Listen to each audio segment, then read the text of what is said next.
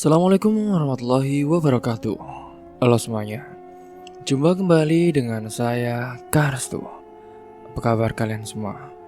Semoga kalian selalu sehat, baik, dan tentunya dimudahkan segala urusannya oleh Tuhan Yang Maha Esa. Amin amin ya rabbal alamin. Oke, seperti biasa kali ini saya akan menceritakan sebuah kisah horor. Dan sebelum masuk ke ceritanya, bagi kalian yang baru bergabung, jangan lupa klik tombol subscribe-nya. Klik juga lonceng notifikasinya serta like video ini, agar kalian tidak ketinggalan cerita-cerita menarik dan terbaru dari channel kami. Oke, terima kasih. Dan langsung saja tanpa berlama-lama lagi, bagaimana kisahnya? Ini dia ceritanya. Amira mulai nafas lega sambil menyeka keringat di dahinya. Matahari masih enggan menampakkan diri sepenuhnya, namun hiruk-pikuk pasar sudah mulai terasa. Udara pagi bercampur aroma gorengan, kue basah, dan juga rempah-rempah yang dijual oleh para pedagang lain. Setelah memastikan semua jajanan tertata rapi di atas meja, Amira menyempatkan diri untuk meregangkan punggung yang terasa pegal. Ibunya Bu Siti sedang sibuk menata kotak-kotak berisi kue yang baru saja selesai digoreng. Tangannya cekatan menyusun pastel, risoles selembar, serta aneka gorengan lainnya ke dalam wadah-wadah plastik. Sementara itu Pak Diman, ayah Amira, menata meja dan memastikan semua perlengkapan sudah siap. Amira, tolong ambilkan pisang goreng ya, yang masih di dapur. Kayaknya belum semuanya dibawa ke sini deh, ujar Bu Siti tanpa menoleh. Iya Bu, jawab Amira. Sejak kecil Amira sudah terbiasa membantu orang tuanya berjualan. Keluarga mereka hidup sederhana, tidak pernah mengandalkan bantuan dari sanak saudara. Semua yang mereka miliki saat ini adalah hasil kerja keras dan juga ketekunan. Kedua adiknya Sari dan Bayu masih duduk di bangku sekolah, sehingga Amira selalu berusaha meringankan beban orang tuanya dengan membantu di pasar. Saat kembali membawa nampan berisi pisang goreng, beberapa pelanggan sudah mulai berdatangan. Para ibu-ibu yang biasa berbelanja pagi-pagi pun terlihat menghampiri lapak mereka. Bu Siti, hari ini ada kue lapisnya kan? Tanya salah seorang pelanggan setia mereka. Ada Bu, seperti biasa. Ini saya buat lebih banyak loh, biar gak cepat habis, jawab Bu Siti dengan ramah. Pak Diman tersenyum sambil membantu melayani pelanggan yang lain. Silakan dipilih Bu, gorengannya masih hangat. Amira ikut membantu membungkus pesanan. Tangannya cekatan memasukkan aneka jajan ke dalam plastik. Setiap pelanggan yang datang, mereka layani dengan sabar dan juga penuh ramah. Seiring berjalannya waktu, pasar pun semakin ramai. Pedagang lain pun tampak sibuk melayani para pembeli. Suasana penuh dengan suara tawar-menawar, tawa anak-anak yang ikut orang tua mereka berbelanja di pasar saat itu, serta semerbak harum aroma makanan yang menggugah selera. Ketika Amira sedang membungkus pesanan seorang pelanggan, terdengar suara teguran dari seorang yang akrab di telinganya. Amira, seperti biasa ya, titip beberapa gorengan buat warungku. Amira pun menoleh dan tersenyum. Itu adalah Bu Rina, pemilik warung kecil di jalan pasar. Setiap pagi ia selalu membeli jajanan dari keluarga Amira untuk dijual kembali di warungnya. Oh, siap Bu Rina. Hari ini mau berapa bungkus Bu? Tanya Amira sambil mengambil kantong plastik besar. 4 bungkus saja, seperti biasa. Campur ya. Amira pun segera menyiapkan pesanan dan menyerahkannya. Setelah transaksi selesai, ia kembali membantu orang tuanya melayani pembeli yang lainnya. Setelah beberapa jam berlalu, jajanan yang mereka bawa pun mulai berkurang. Pagi yang sibuk perlahan mulai mereda, dan para pelanggan pun berangsur pulang. Amira mengusap tangannya yang lengket karena minyak gorengan, lalu meneguk air minum dari botol yang ia bawanya. Pak Diman saat itu hanya duduk di bangku kecil sambil menghela nafas panjang. Alhamdulillah ya Bu, hari ini dagangan kita laris manis. Iya Pak, sepertinya besok hari kita harus bawa lebih banyak lagi, timbal Bu Siti. Amira tersenyum mendengar percakapan orang tuanya. Meskipun lelah, ia merasa senang karena kerja keras mereka tidak sia-sia. Ia tahu bahwa hasil dari berjualan ini akan digunakan untuk memenuhi kebutuhan sehari-hari, membayar sekolah adiknya, serta menabung sedikit demi sedikit untuk masa depannya. Namun di balik rasa syukurnya, ada juga satu kekhawatiran yang mengganggu pikirannya. Sejak beberapa hari terakhir, ia mendengar kabar bahwa harga bahan-bahan seperti tepung, minyak dan juga gula akan naik. Jika benar demikian, maka modal yang harus mereka keluarkan juga akan bertambah. Amira melirik ibunya yang sedang menghitung uang hasil penjualan hari ini. Ia tahu ibunya pasti juga memikirkan hal yang sama. Namun mereka tidak punya pilihan lain selain terus berusaha dan mencari cara agar tetap bisa bertahan. Saat matahari mulai meninggi, pasar pun mulai sepi. Amira dan keluarganya membereskan sisa dagangan saat itu, memasukkan kembali wadah-wadah kosong ke dalam keranjang, dan bersiap untuk pulang. Hari ini mungkin hanya satu hari biasa dalam hidup mereka. Namun bagi Amira, setiap hari yang dilewati adalah bagian dari perjuangan panjang untuk masa depan yang lebih baik. Hari-hari berganti, tetapi satu kekhawatiran terus menghantui Amira. Ia sering melihat adiknya, Sadi dan Bayu, hanya bisa menatap barang-barang yang diinginkan di etalase toko tanpa bisa membelinya.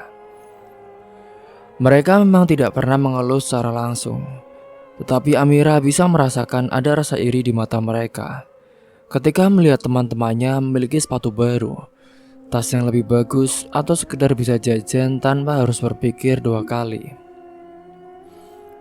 Amira tahu kehidupan keluarganya memang pas-pasan. Semua penghasilan dari berjualan di pasar habis untuk kebutuhan sehari-hari, membayar sekolah adik-adiknya dan sedikit untuk menabung jika masih memungkinkan. Tidak ada uang lebih untuk membeli hal-hal yang sifatnya bukan kebutuhan pokok. Namun di balik semua itu, ada satu hal yang lebih meresahkan Amira, yaitu keamanan ayahnya. Sudah beberapa kali setelah pulang dari pasar, ayahnya menjadi incaran para preman yang sering berkeliaran di sekitar jalan pulang. Mereka biasanya datang berdua atau bertiga, mengadang ayahnya di gang sepi dan juga meminta uang dengan paksa. Jika tidak diberi, mereka tidak segan-segan mengancam atau bahkan memukul. Sebenarnya ayahnya bukanlah orang yang suka menyerap begitu saja. Pak Diman selalu mencoba menghindari para preman itu, mengambil jalan lain atau pulang lebih awal sebelum mereka datang. Tetapi kadang-kadang mereka sudah menunggu di tempat-tempat yang tidak bisa dihindari. Singkatnya, suatu siang sepulang dari pasar, Amira dan ibunya menunggu ayahnya yang belum juga pulang. Biasanya mereka sampai di rumah hampir bersamaan. Tetapi hari itu, ayahnya terlambat lebih dari setengah jam. Bu, kenapa Bapak belum pulang sih, Bu? Tanya Amira dengan cemas. Bu Siti yang sedang merapikan sisa dagangan pun hanya menghela nafas. Mudah-mudahan tidak apa-apa ya, Mir. Mungkin bapakmu lagi ada urusan sebentar. Tapi kok rasanya ibu juga khawatir ya. Belum sempat Bu Siti menyelesaikan kalimatnya, terdengar suara langkah kaki tergesa-gesa di depan rumah. Pintu terbuka dan ayahnya pun masuk dengan nafas terengah-engah. Ada bekas lebam di sudut bibirnya. Ya Allah, Pak, Kenapa ini, Pak?" seru Bu Siti selalu menghampiri. Amira pun ikut terkejut saat itu ketika melihat kondisi ayahnya yang sudah babak belur. Pak Diman duduk di kursi dengan lemas mengusap wajahnya yang penuh keringat. Preman itu lagi, Bu. Mereka menghadang di gang depan. Bapak coba kabur, tapi satu dari mereka menarik baju Bapak. Mereka meminta uang lebih banyak hari ini, Bu. Bapak bilang gak ada, tapi mereka gak percaya. Jadi satu orang menunjuk Bapak. Lalu Bapak terpaksa, Bu, kasih uang seadanya supaya mereka berhenti. Maafkan Bapak ya, Bu. Amira mengepalkan tangannya. Rasanya ingin sekali melawan para preman itu. Tetapi ia tahu ia hanya akan memperburuk keadaannya. Apalagi ia juga adalah seorang perempuan. Jadi juga tidak mungkin juga jika ia akan mengajar mereka melawan satu lawan satu, pastilah akan kalah. Ayahnya saja yang berusaha menghindar, tetap saja tidak bisa lolos dari mereka. Bu Siti pun langsung duduk di samping suaminya dengan suaranya bergetar, menahan marah dan juga sedih. Pak, kalau begini terus, bagaimana kita bisa bertahan? Dagangan kita saja untungnya pas-pasan. Pak Diman hanya diam, matanya memandang lantai seperti sedang berpikir keras. Amira tahu bukan hanya ibunya yang khawatir. Ayahnya pun pasti merasa terpukul karena tidak bisa melindungi keluarga dari ancaman seperti ini. Hari itu mereka pun akhirnya harus meminjam uang kepada tetangga untuk membeli bahan dagangan di esok harinya. Ini bukan pertama kalinya mereka terpaksa berhutang, karena uang hasil dagangan habis dirampas oleh para preman. Amira pun berbaring di tempat tidurnya malam itu, menatap langit-langit dengan pikiran yang penuh. Ia memikirkan adik-adiknya, orang tuanya dan juga masa depan mereka. Haruskah mereka terus berjalan seperti ini? Sampai kapan mereka harus bertahan dalam ketakutan dan juga kekurangan? Amira harus berubah. Dia tidak ingin terus dihancurkan oleh para preman itu. Semakin hari, para preman itu semakin melonjak. Tidak hanya meminta uang lebih banyak, tetapi mereka juga mulai mengancam dengan lebih kasar. Jika sebelumnya mereka hanya menunggu di gang, sekarang mereka tidak segan-segan menghampiri ke dekat pasar. Seolah ingin menunjukkan bahwa mereka bisa datang kapan saja. Pak Budi berusaha sekuat tenaga untuk menghindari mereka. Tetapi hidup dalam ketakutan terus-menerus semakin menggerogoti kesehatannya. Ia mulai sering batuk, nafasnya pendek, dan wajahnya selalu terlihat letih. Amira dan Bu Siti menyadari perubahan itu. Tetapi Pak Budi selalu mengatakan bahwa dirinya baik-baik saja. Namun Amira tahu ayahnya menyimpan beban yang sangat berat. Setiap malam ia melihat ayahnya duduk termenung di depan rumah, menatap langit tanpa berkata apa-apa. Ada banyak hal yang dipikirkannya. Hutang yang semakin menumpuk, biaya sekolah Sari dan Bayu, serta keselamatan keluarganya sendiri. Pak, istirahat dulu, Pak. Jangan terlalu dipikirkan. Oh iya, nama dari Pak Budi adalah Budiman. Jadi kadang dipanggil Budi, kadang dipanggil Diman.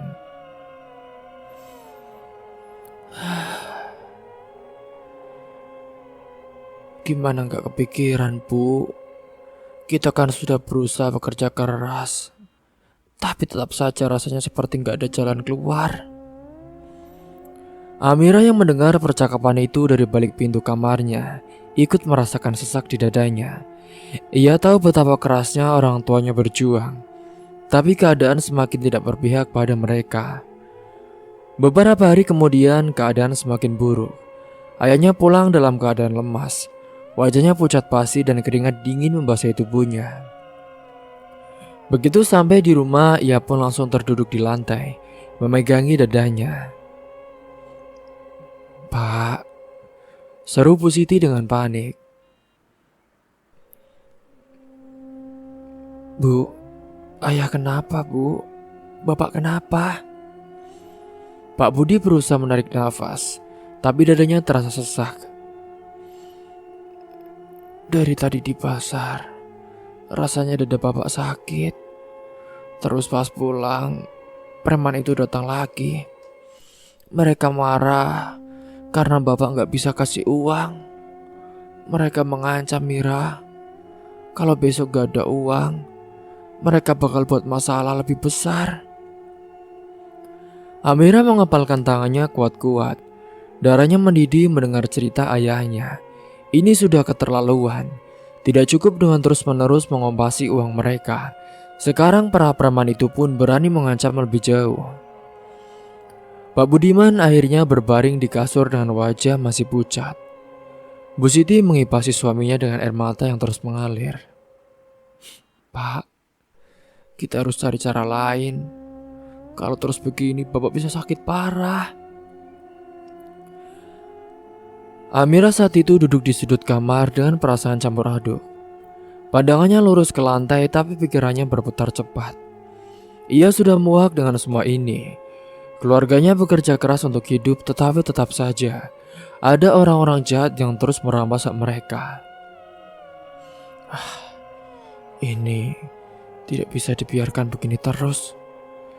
Ia mengepalkan tangan, matanya penuh tekad saat itu.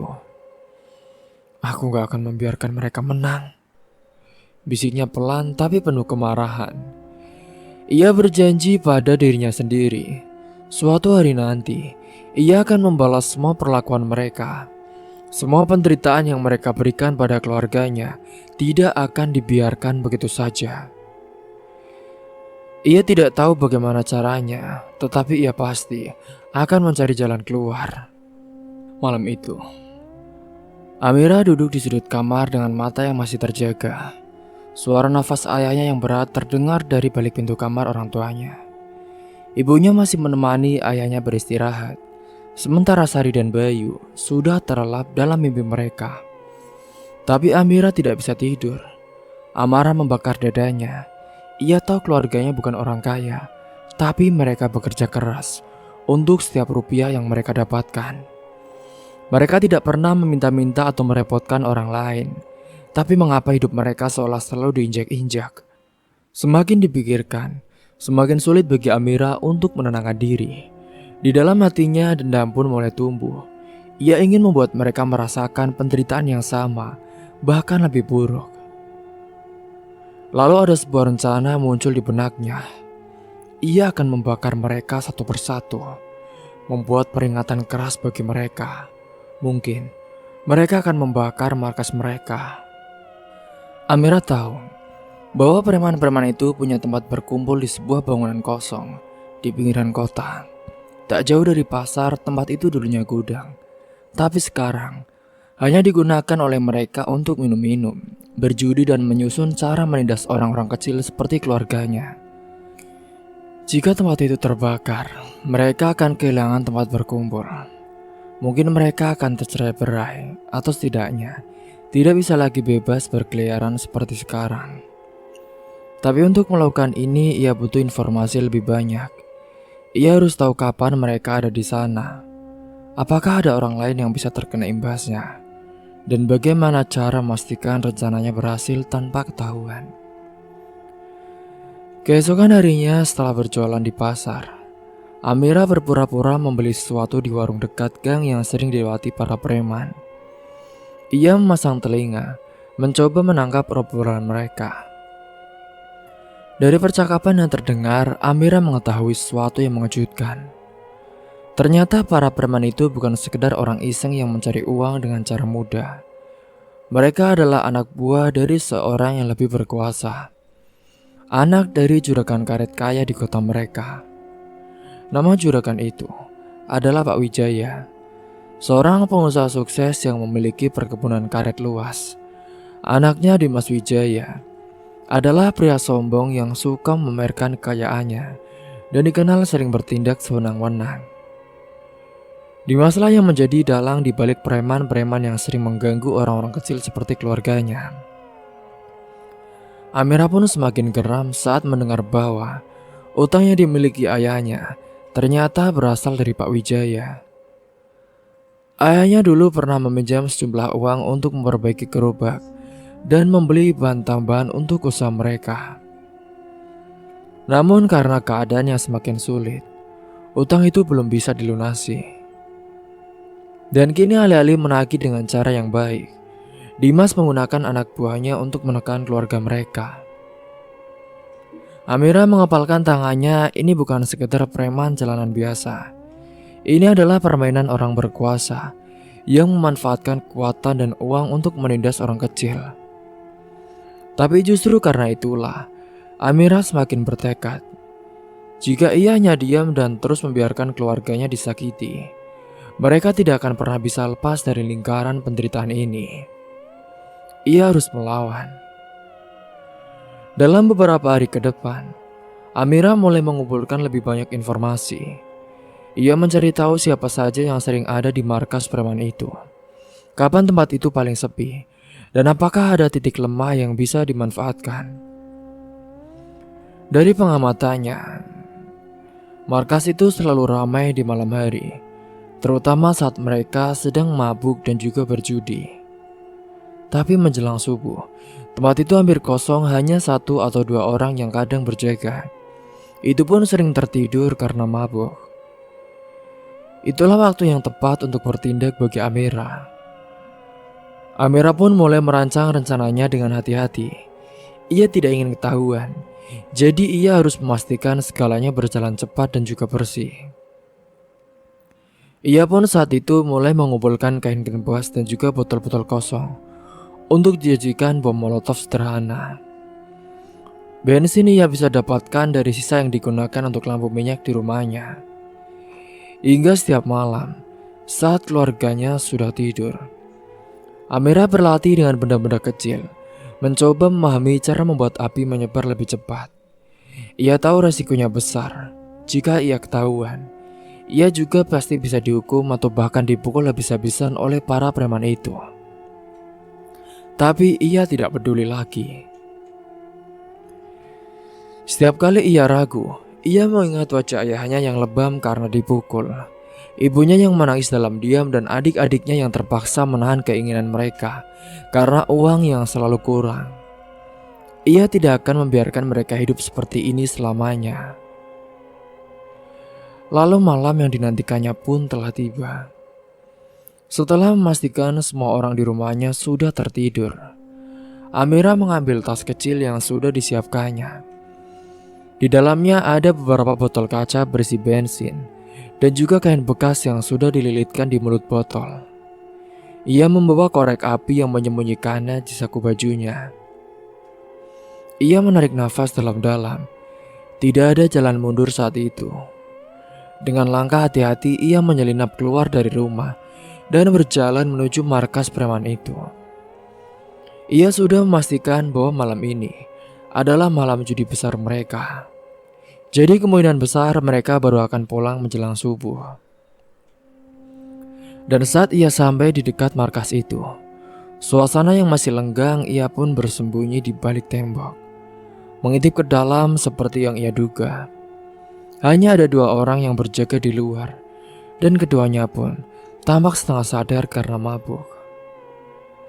Hatinya berdebar kencang saat itu. Ini adalah momen yang ia tunggu-tunggu. Amira merogoh saku bajunya, mengambil korek api lalu menyalakan sumbu di salah satu botol yang sudah diisinya dengan bensin. Api kecil pun berkobar di ujung kain, berkedip-kedip di dalam kegelapan. Ia menarik nafas dalam, lalu mengayunkan tangannya sekuat tenaga. Botol itu pun melayang di udara memutar beberapa kali sebelum menghantam ke dinding kayu markas mereka. Brak! Suara kaca-kaca pun bergema di udara. Seketika api menyala dan mulai menjalar dengan cepat ke seluruh bagian kayu yang kering. Amira tidak berhenti di situ. Ia menyalakan botol kedua dan melemparkannya ke arah lain dari bangunan itu. Api pun semakin membesar, menjilat-jilat dinding seperti binatang buas yang lapar. Dari dalam terdengar suara teriakan panik. Orang-orang mulai terbangun dan beberapa berlari keluar dengan ekspresi yang ketakutan. Amira pun yang sudah merencanakan itu, dia segera bersembunyi di balik semak-semak. Menahan nafas saat melihat para preman itu berusaha memadamkan api dengan sia-sia. Markas mereka pun terbakar. Senyum tipis muncul di wajah Amira. Ini baru permulaan. Jika mereka pikir bisa terus menindas orang lemah, maka mereka salah besar. Ia akan memastikan mereka menyesal telah menyentuh keluarganya. Api terus berkobar, menjilat dinding kayu yang rapuh dan atap yang mulai runtuh. Asap hitam membumbung tinggi ke langit menyebarkan bau kayu terbakar yang menusuk hidung. Di tengah kekacauan itu, suara teriakan mulai terdengar semakin kacau.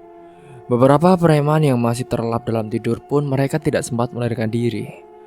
Mereka terjebak dalam kobaran api yang dengan rakus melahap segala yang ada di dalam bangunan. Amira tetap bersembunyi di balik semak-semak.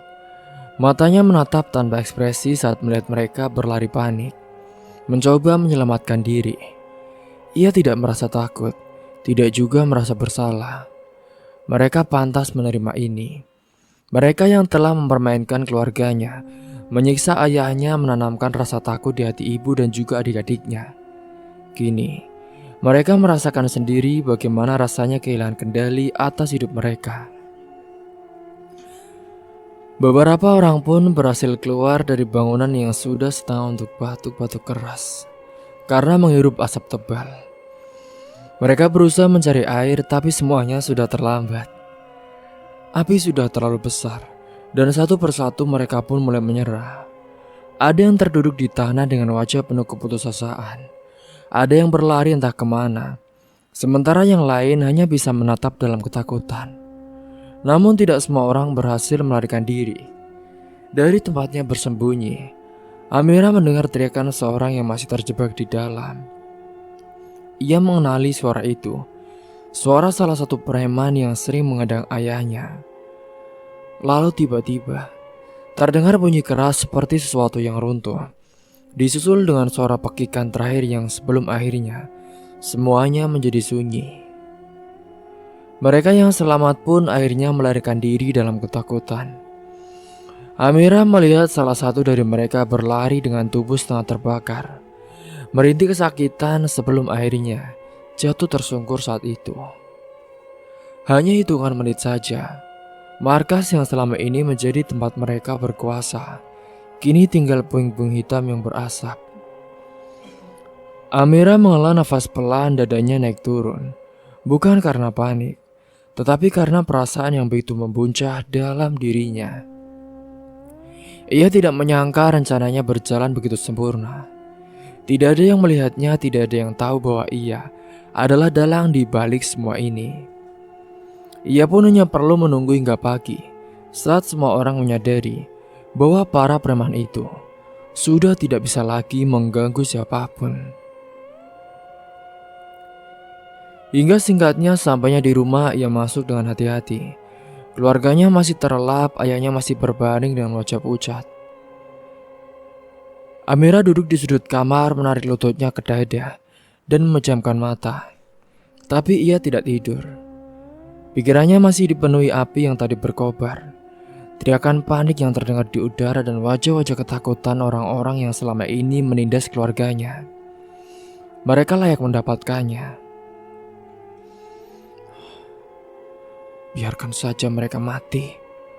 Lagian, siapa juga dia suka menindas keluargaku. Rasakan akibatnya.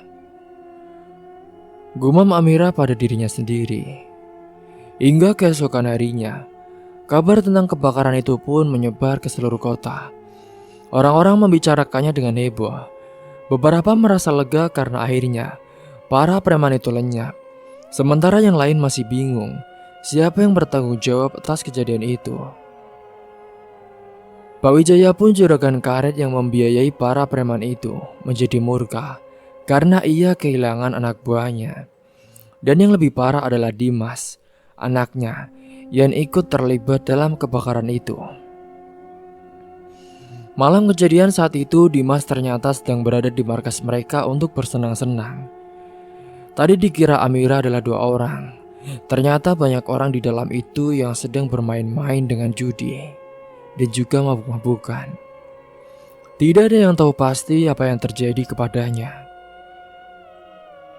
Amira pun hanya mendengarkan kabar itu dari orang-orang di pasar, tanpa menunjukkan ekspresi apapun. Ia tetap bekerja seperti biasa, membantu ibunya menjual dagangan, seolah-olah tidak ada yang terjadi. Namun di dalam hatinya ia sangat merasa puas. Kini untuk pertama kali dalam hidupnya, ia merasa balas dendamnya sudah tercapai. Ia juga telah memastikan bahwa tidak ada lagi yang bisa menyentuh mereka dengan semena-mena. Kini sesuatu dalam dirinya telah berubah. Amira, gadis pendiam yang dulu hanya bisa menerima ketidakadilan, kini telah menjadi seorang yang mampu melawan. Ia telah merasakan bagaimana rasanya membalas dendam, bagaimana rasanya memiliki kuasa atas mereka yang pernah menyakitinya. Dan perasaan itu pun masih ada. Ia tidak tahu apakah ini hal yang baik atau buruk. Yang jelas ia tidak lagi takut. Jika ada orang lain yang mencoba menindas keluarganya lagi, ia akan memastikan mereka menyesali perbuatannya. Ia juga tidak akan membiarkan keluarganya menjadi mainan siapapun lagi. Dan jika ada yang mencoba, mereka akan bernasib sama seperti preman-preman itu. Semoga kalian semua bisa mengambil hikmah dan pelajaran dari kisah ini. Mungkin itu saja yang dapat saya sampaikan. Kurang lebihnya mohon maaf apabila ada salah kata ataupun ucapan yang kurang berkenan bagi kalian semua. Sampai jumpa di cerita selanjutnya. Akhir kata, wassalamualaikum warahmatullahi wabarakatuh.